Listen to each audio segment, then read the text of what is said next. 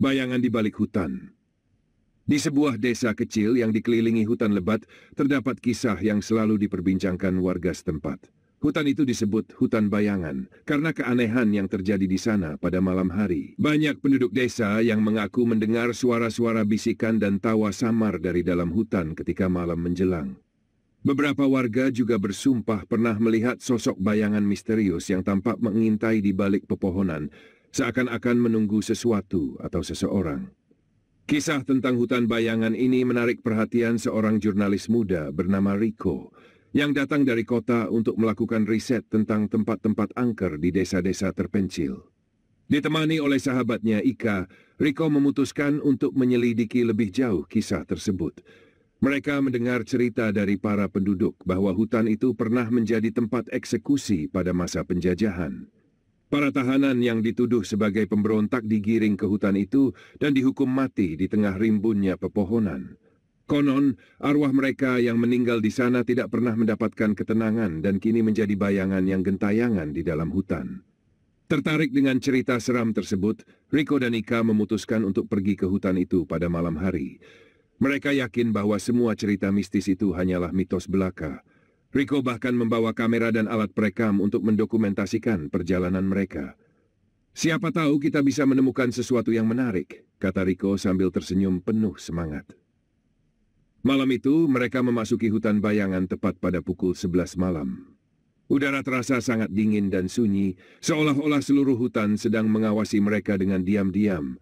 Hanya suara ranting-ranting yang patah dan desiran angin yang menyentuh dedaunan yang terdengar di sekeliling mereka.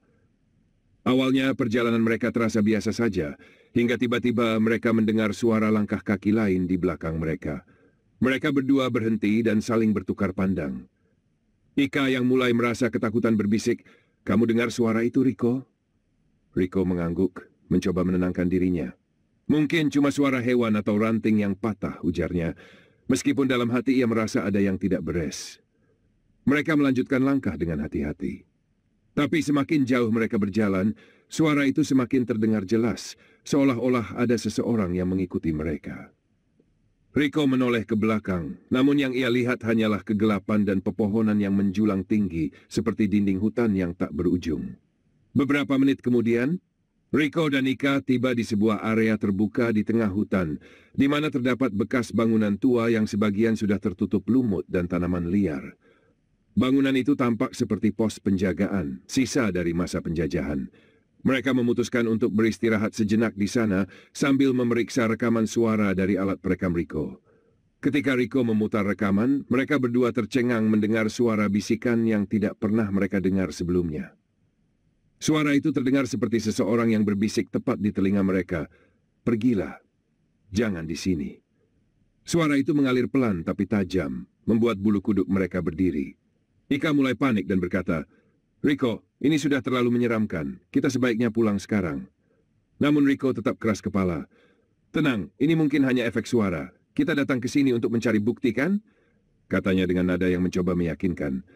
Namun, dalam hatinya, Rico pun mulai merasakan ketakutan yang merambat pelan. Mereka memutuskan untuk tetap di tempat itu sebentar lagi dan memeriksa area sekitar. Di sisi bangunan tua itu, mereka menemukan sebuah batu besar dengan tanda ukiran kuno. Ketika Rico menyentuh batu tersebut, tiba-tiba terdengar suara jeritan keras yang menggema di seluruh hutan.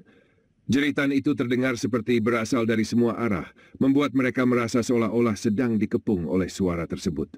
Dalam kepanikan, mereka berdua lari menjauh dari bangunan itu. Tapi anehnya, mereka merasa seperti tidak pernah sampai ke jalan keluar, meskipun sudah berlari jauh.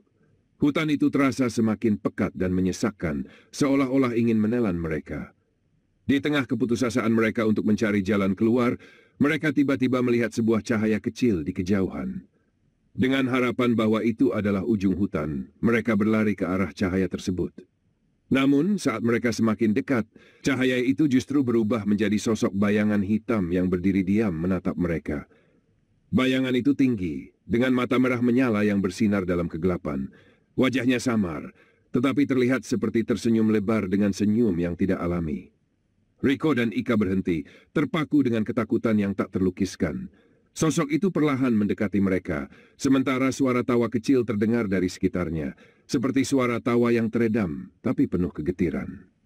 Ika menjerit dan mencoba menarik tangan Rico untuk berlari, namun tubuh Rico terasa kaku, seolah-olah sosok bayangan itu memegang kendali atas dirinya. Aku tidak bisa bergerak, bisik Rico dengan suara gemetar. Sosok bayangan itu semakin mendekat, hingga akhirnya berdiri tepat di depan mereka.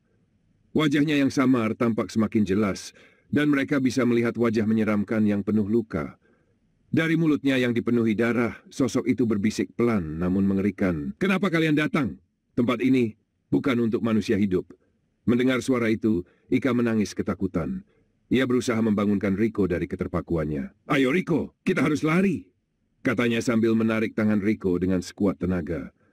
Entah bagaimana, akhirnya Rico berhasil bergerak, dan mereka berdua berlari sekuat tenaga menjauh dari sosok bayangan itu.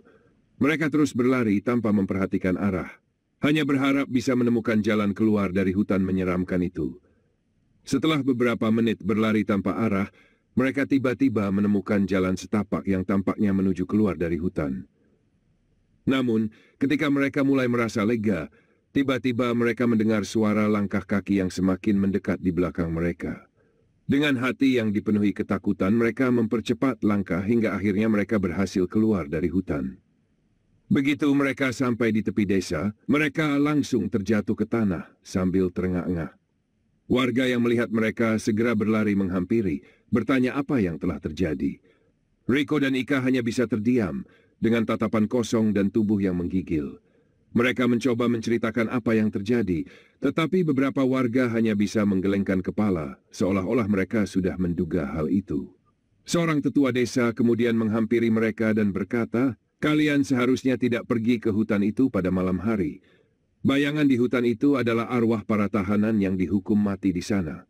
Mereka terperangkap dalam waktu dan tidak bisa pergi. Siapapun yang masuk ke sana di malam hari akan dianggap sebagai bagian dari mereka untuk selamanya."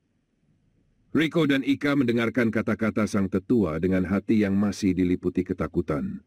Pengalaman mereka di hutan bayangan menjadi mimpi buruk yang terus menghantui. Seolah-olah bayangan di balik hutan itu masih menunggu mereka kembali. Sejak malam itu, Rico berhenti mencari cerita-cerita seram dan misteri di tempat-tempat angker.